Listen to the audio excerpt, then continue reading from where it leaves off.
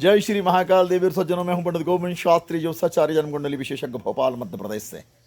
और आजकल देखने में आ रहा है कि मेरे पास भी बहुत सारी कुंडलियां जन्म कुंडलियां आती हैं और बहुत सारे लोगों की समस्याएं भी हैं कि आजकल माता पिता अपने बच्चों की खुशहाली के दुख के कारण बनते जा रहे हैं। ना जाने कौन सी विकृति उनके मन में आ गई है, कौन सा कुविचार उनके मन में आ गया है। अपने बेटी की खुशी नहीं देख पा रहे हैं, बहू के साथ अगर बच्चा रह रहा है, खुशहाल उसकी ज़िंदगी है, तो उसमें आप दूध में नींबू का काम क्यों कर रहे हैं। ये समझ से परे बात जाती है। और ऐसी परिस्थिति में माता पिता अपने बच्चे को वशीभूत करना चाहते कि जैसे ये बचपन में आपकी आज्ञा का पालन कर रहा था, विवाह के बाद में भी लगातार करता रहे। हर बात की आपकी आज्ञा अच्छी हो या बुरी हो, न्याय संगत हो या न्याय के विरुद्ध हो, तो भी आप चाहते हैं अपने बच्चे को बस में करना।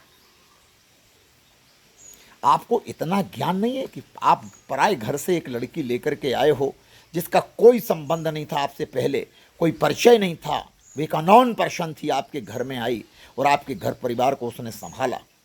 सास ससुर की सेवा कर रही है, जेठानी देवरानी के साथ मिलकर रह रही है, पति की सेवा कर रही है, बच्चों का ख्याल रख रही है, बच्चों के स्कूल शिक्षा से लेकर के घर का पालन पोषण करते, देर रात्रि को विश्राम कक्ष में जाती है। उस पर आपको दया नहीं आती, शर्म आनी चाहिए आपको।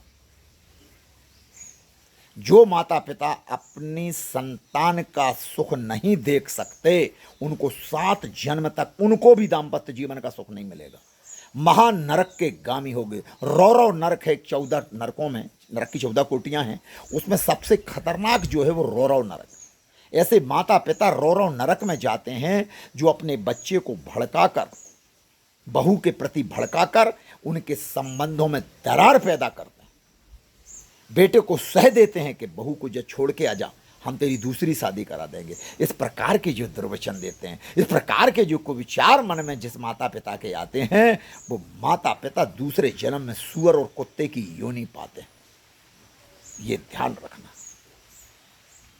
माता पिता वो होना चाहिए, अगर आपके बेटे का एक तो विवाह नहीं हो रहा था, विवाह हो गया तो अब आपके मन मस्तिष्क में ना जाने क्या क्या चल रहा है। आप षड्यंत्रकारी मत बनो, षड्यंत्रकारी मत बनो।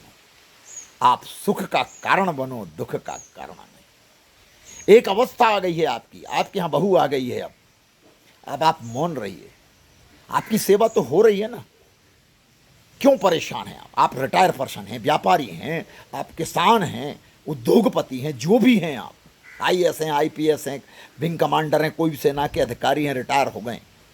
बेटा बहू से ज़्यादा ताल्लुक मत रखो, ज़्यादा हस्तक्षेप मत करो, ज़्यादा इंटरफेयर मत करो उनकी लाइफ में। उनको खुशहाल ज़िंदगी जीने दो, उनको जीवन जीने की आज़ादी प्रदान करो। मेरे भाइयों, क्या कर रहे हैं आप? विष का बीज बो रहे हैं।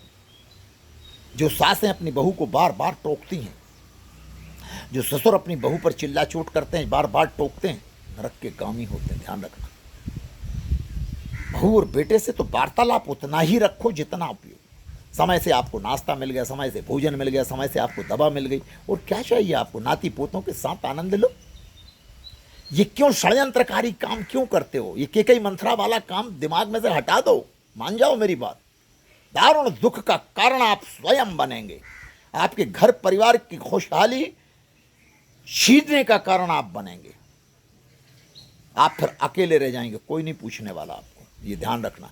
पत्नी की संसार से जाने के बाद में आप वृद्धाश्रम के रास्ता दिखा देगा आपका ही बेटा, आपकी बहू। बहू को बेटी समझ करके स्नेह करो, दुलार करो, उसको सम्मान दो। जीवन का परिदृश्य बदल जाएगा, दिशा बदल जाएगी, दशा बदल जाएगी। इंद्र के जैसे सुख प्राप्त होंगे, उसी घर में स्वर्ग बन जाएगा, वैकुंठ बन जाएगा, गोलोक बन जाएगा, अगर प्रेम से मिलके रहोगे तो।